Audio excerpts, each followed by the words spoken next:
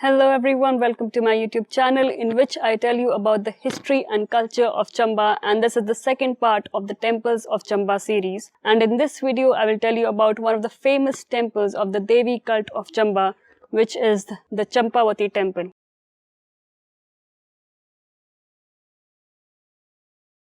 The temple of Champavati is located in the heart of the town by the side of Jugan and is approachable by a narrow lane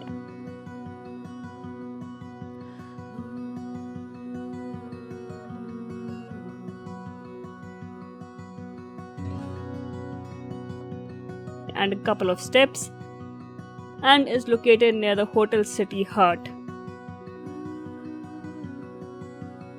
The temple is oriented due east, but the entrance to the temple is from the back.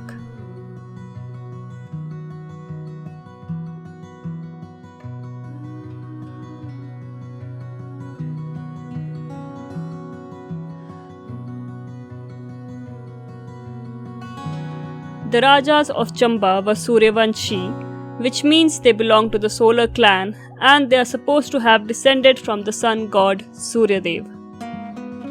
They believed in Vaishnavism, which means worship of Vishnu, but they were secular in character and supported all types of cults, that is Shivite, which means worship of Shiv, and Sun and Shakti, that is the ancient force or energy. And because of this, the Chamba Rajas have built several temples for the gods and goddesses which they worshipped from the 6th century AD till the end of the princely states after India's independence. And the Champavati Temple is one of those temples. The Champavati Temple is the third and the last monument in Chamba erected by Sahil Varman. Legends suggest that it was named after Sahil Varman's daughter, Champavati, now worshipped as goddess.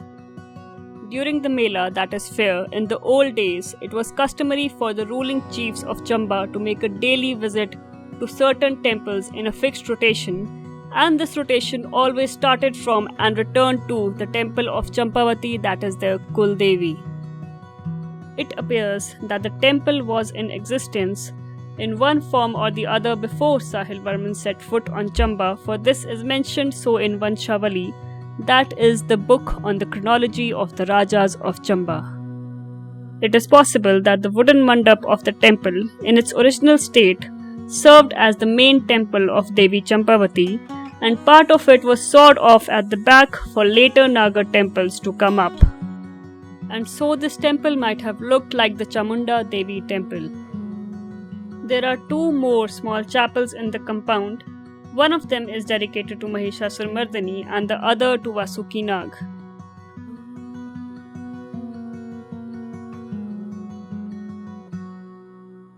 There is a legend behind this temple that says that Champa, the daughter of Sahil Varman, was very religious and used to have spiritual discourses with Rajguru Charpatnath.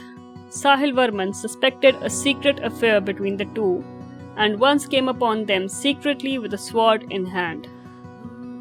But when he reached there, he found no one there and heard a voice admonishing him for doubting the pure relationship between the teacher and his pupil. And because of this, his daughter would be separated from him for eternity, and he was instructed to build a temple in the memory of his daughter. It is said that Raja Sahil Varman founded the town and named it after his beloved daughter Champa. But the elderly people of Chamba say that a group of champak trees flourished here, which justifies its name as Champakpura and possibly suggests the prevalence of ancient tree worship in the area. In the ancient copper plates of Chamba, Chamba is mentioned as Champakpura till the times of Raja Pratap Singh.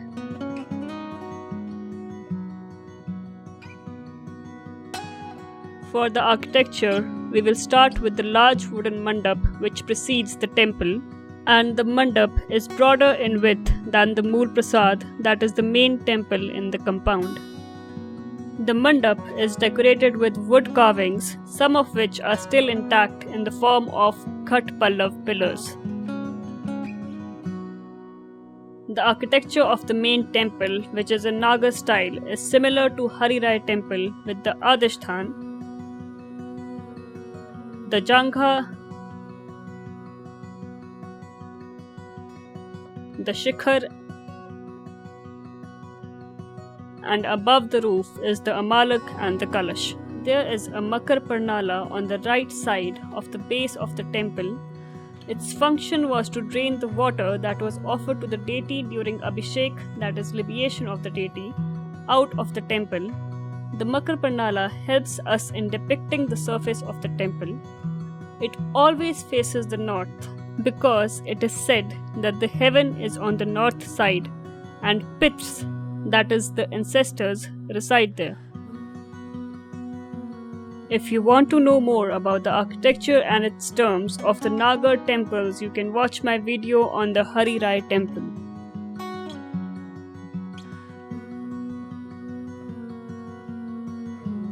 In the sanctum sanctorum of the temple, Princess Champavati is represented as 8-armed Durga, slaying the demon Mahishasur because no mortal can be defied in a Hindu temple. The sanctum is dark, square and simple, but a recent brass mask of Devi is shining inside, under which the centuries-old image is concealed. Now coming to the mandap, which on either side has 2 dark and deep wooden niches. The niche to the right contains an image of 8-armed Mahishasur Mardini killing the demon Mahisha, but it is now covered with a robe. But the stone sculpture in the left niche has been removed and replaced by a Bhadramukh. Like the Harirai temple, the Champavati temple also has sculptures inside the Bhadra, that is the center niche on the walls of the temple. The niche at the back contains a 4-armed Simhavahini Durga, which means seated on a lion. She is in Lalit Asan with one leg bent and the other pendant on the ground and holding the conventional emblems.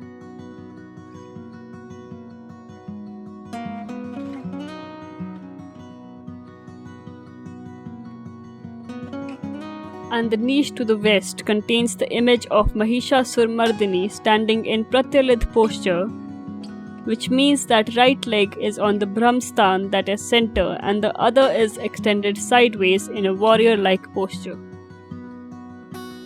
Mahishasur Mardini is represented 6-armed, holding her attributes,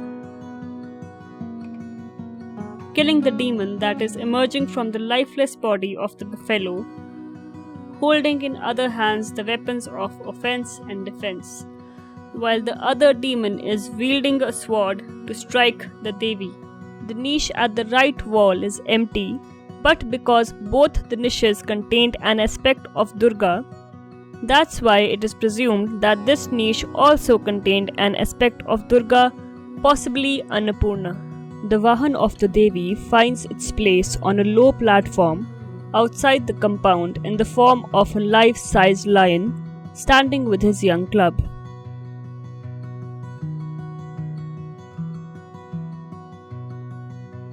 There are many beautiful miniature sculptures decorating the walls of the temple, and I will be showing some of them one by one.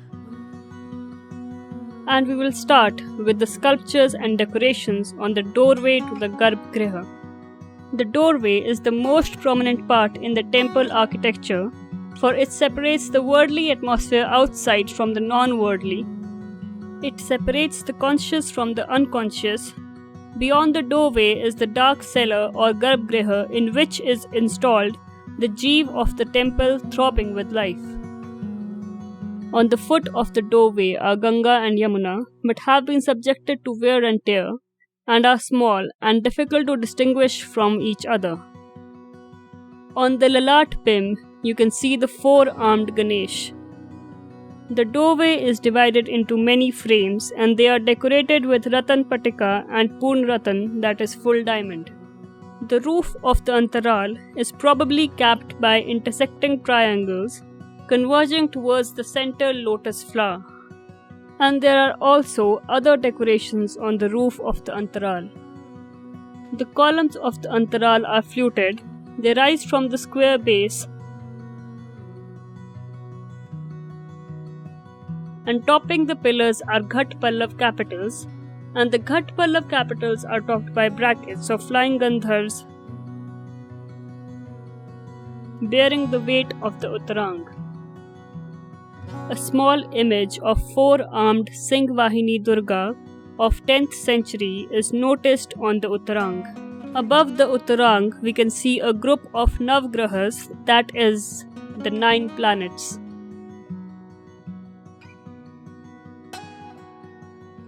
The facade of the temple is the most weathered part of the temple.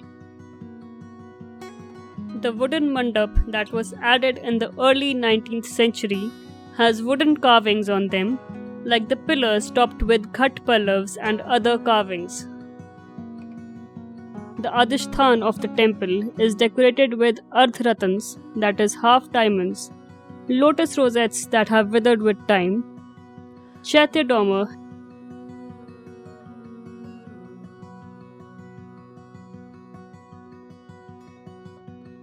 and a band of Poon Ratans, that is full diamonds, and they are similar to the Hari Rai temple. But on some sides of the Adhishthan, the bands are showing small images of kinnars.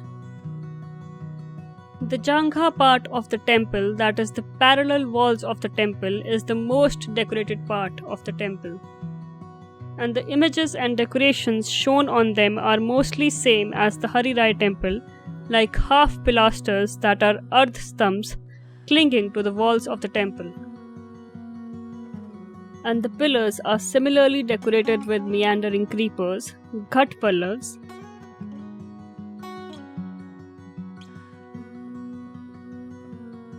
half lotus rosettes, and the bird hunts.